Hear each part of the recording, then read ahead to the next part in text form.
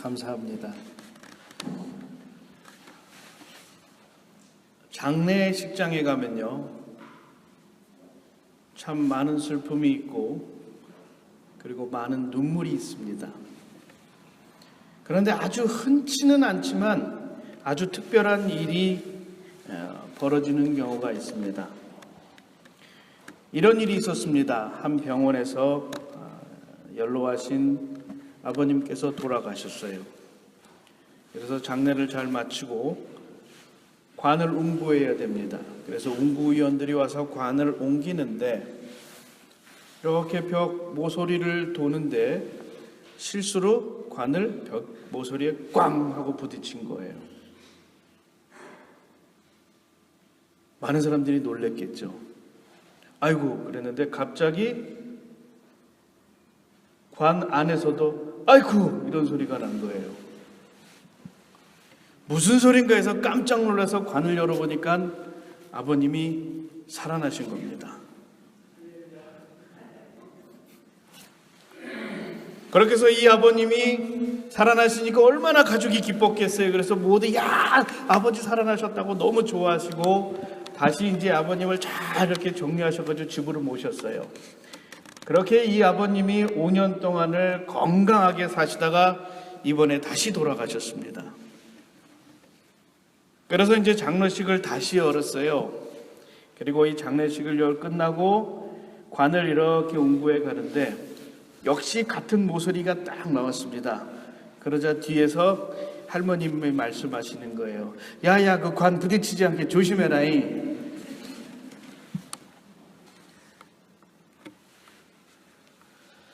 오늘은 여러분 주님께서 부활하신 정말로 기쁜 날입니다. 우리 함께 외쳐보시죠. 주님 부활하셨습니다. 아멘. 오늘은 정말 기쁜 날입니다. 주님께서 부활하심으로 말미암아 우리가 이제 빛 가운데서 살 수 있게 되었고 생명을 갖고 살 수 있게 되었고 세상을 이길 수 있는 힘을 갖고 살게 되었습니다. 그래서 이 날은 희망의 날이고 기대의 날이고 그리고 우리에게는 은혜의 날입니다. 그래서 부활은 너무나 좋은 거예요. 성도에게 부활만큼 좋은 게 없습니다. 그런데 여기서 기억해야 될 것이 있습니다. 부활은 소생, 회생과는 전혀 다른 겁니다. 이 장례식 직장에서 그 관을 쫓아가면서 야야 그거 조심해라 하는 그 할머니의 이야기가 아닙니다. 예수 그리스도의 부활은 우리에게 전혀 다른 의미로 다가오고 있습니다. 그래서 저는 회생과 부활을 구분하려고 해요. 조금 아까 그 병원에서 살아나신 할아버지와 예수님의 부활이 어떤 차이가 있겠습니까? 보통 사람이 다시 살아났을 때는 예전이나 다시나 살아난 후나 똑같은 분이에요. 의미도 똑같습니다. 내 아버지였고 내 속삭이는 남편이었고 그리고 우리 옆집 아저씨였고 술 잘 드시는 우리 뒷집 할아버지였습니다. 그러나 주님이 부활하셨을 때는 주님은 우리에게 전혀 다른 의미로 다가옵니다. 오늘 본문의 말씀에 보면 엠마오로 가던 제자들이 있습니다. 이들은 주님과 오랜 시간 같이 하였어요. 그런데 주님을 알아보지 못합니다.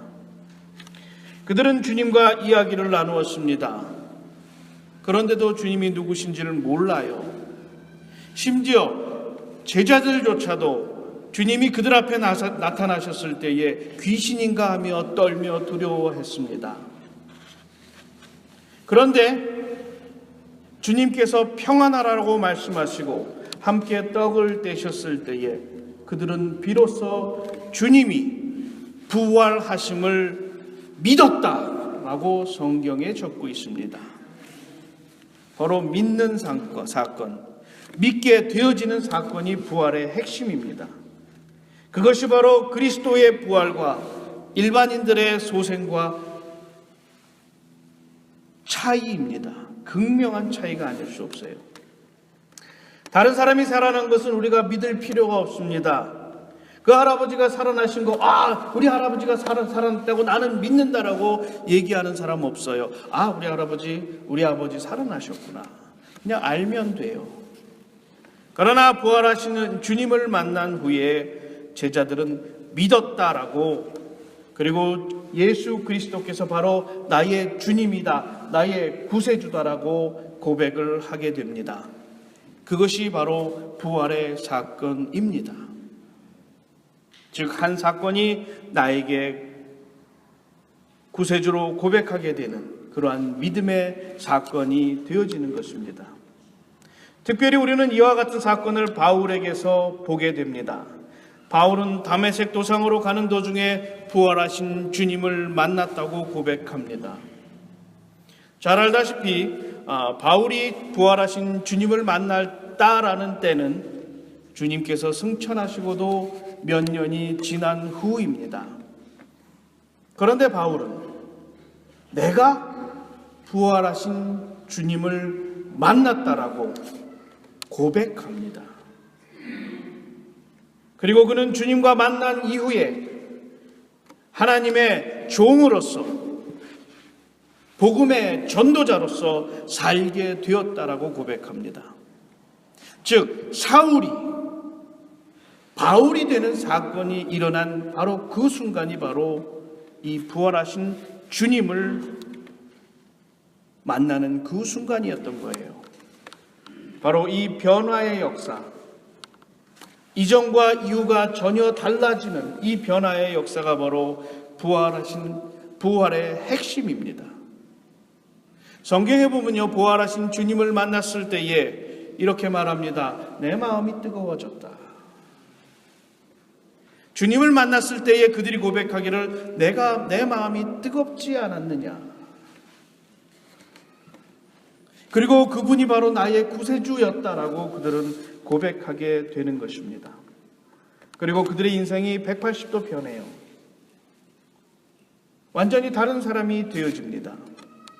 엠마오로 가던 그 두 제자는 좌절과 낙심과 실망 속에서 고향으로 돌아가고 있었어요. 그들에겐 더 이상의 희망도 없었고 삶의 이유도 없었습니다. 그저 그냥 낙심해서 내 스승이 십자가에 달려 죽으셨구나라는 좌절감만 가지고 그들은 고향으로 돌아가고 있었어요. 그런데 그들이 부활하신 주님을 만나고 나서 그들이 고향으로 직진한 것이 아니라 다시 자기에게 좌절의 땅이었고 자신에게 실망의 땅이었고 자신에게 아픔의 땅이었던 예루살렘으로 다시 돌아갈 수 있게 되어진 것입니다.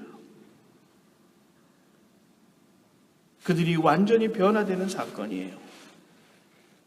어떤 의미에서 그들이 돌아섰다라는 말은 그들이 회개하였다라는 말과 같은 의미입니다. 우리는 회개할 때 이런 걸 많이 생각해요. 눈물 흘리고 정말 콧물 눈물 범벅돼서 하나님 잘못했습니다, 비는 것을 생각합니다. 그런데 히브리 말로 회개라는 것은 돌이켰다는 뜻이에요.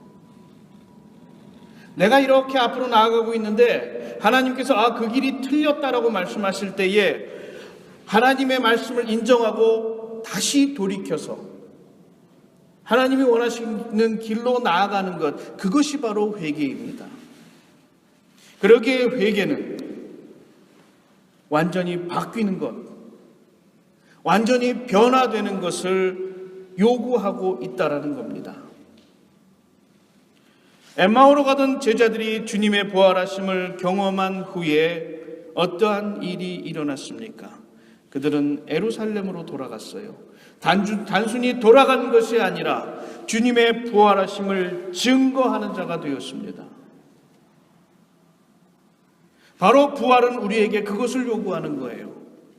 부활은 첫째 예수 그리스도와의 만남을 우리에게 요구합니다. 주님을 만나야지, 부활하신 주님을 만나야지만 부활의 의미를 갖게 되는 거예요. 주님을 만나지 못하면 우리에겐 부활은 한낱 이야기에 불과합니다.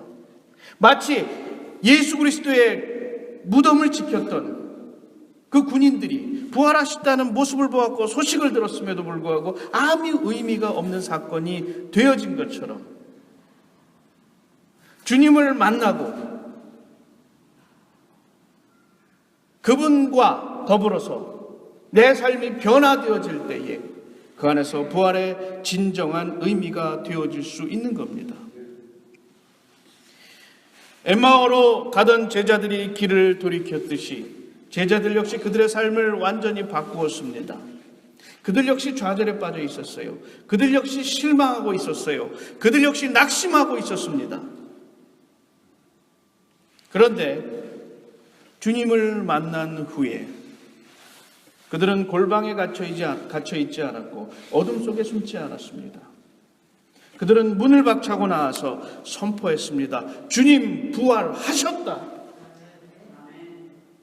그들이 선포했을 때 많은 사람들이 그 소식을 듣고 기뻐했습니다. 왜 기뻐했느냐? 진정한 메시아가 우리에게 오셨다라는 것을 그들이 들었기 때문이에요. 이제 구원의 때가 시작되었다라고 그들이 깨달을 수 있었기 때문입니다. 진정한 구세주가 우리 앞에 오셨으니 이제 우리는 생명을 얻고 하나님의 나라에 속한 자가 되어질 수 있다라는 희망을 갖게 되어진 겁니다. 부활은 거기서 시작되어지는 겁니다. 변화되어지는 것.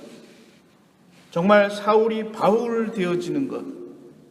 최고라고 생각했던 율법학자가 정말 자기 스스로를 나는 죄인 중에 괴수다라고 고백할 수 있는 변화의 사건. 그것을 일으키는 근원이 바로 부활하신 주님과의 만남입니다. 빌립보서 3장 10절로 12절에서 이렇게 말합니다. 내가 그리스도와 그 부활의 권능과 그 고난에 참여함을 알려하여 그의 죽으심을 본받아 어찌하든지 죽은 자 가운데서 부활에 이르려 하노니 내가 이미 얻었다 함도 아니요 온전히 이루었다 함도 아니라 오직 내가 그리스도 예수께 잡힌 바 된 그것을 잡으려고 쫓아가노라.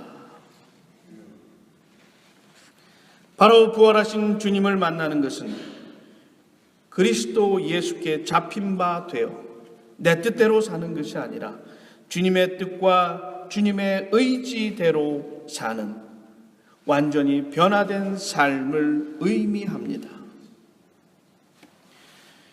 그런 의미에서 주님의 부활과 흔치는 않지만 가끔씩 일어나는 소생의 사건은 전혀 다른 것입니다. 여러분이 부활하신 주님을 만나면 여러분의 삶은 전혀 다른 삶이 되어질 수 있습니다. 여러분의 삶은 세상을 섬기는 삶이 되어질 수 있고 세상을 아름답게 만드는 밑거름이 되는 그러한 소중한 삶이 되어질 수 있습니다. 나를 다 희생하면서까지 사랑해도 그것이 너무나 좋고 행복한 삶이 되어질 수 있어요. 그것이 바로 부활하신 주님을 만난 하나님의 백성들의 삶입니다. 저는 이 부활의 날에 정말 주님께서 부활하셨다라고 선포되어지는 이 날에 여러분이 부활하신 주님을 만나기 원합니다. 주님을 만남으로 말미암아 여러분의 삶이 주님의 은혜로 채워지기를 바랍니다. 그래서 이 차고 넘치는 은혜를, 차고 넘치는 사랑을 세상에 나누고 베푸는 여러분 되시기를 주님의 이름으로 축원드립니다. 기도하시겠습니다. 사랑과 은혜가 충만하신 하나님 아버지 감사합니다.